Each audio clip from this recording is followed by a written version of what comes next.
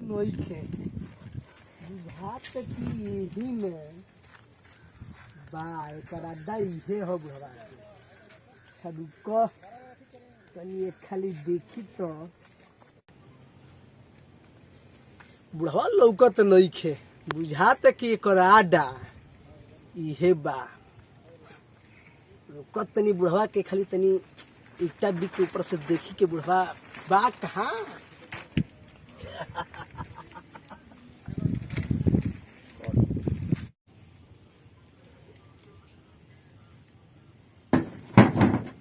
अरे कौन कुकुर हरे छानी को ढेला फेंकता है।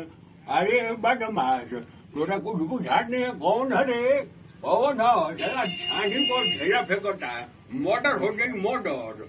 हाँ अपने कहूँ सिया ढेर बुझाता रहो। हाँ तारा केहू और देशों केहू नहीं खेलो को छानी को ढेला फेंकता रे जाए अपन जा बिल्डिंग टूरा है आई बार यहाँ नौटंकी करता रहो कुकुर कहीं का।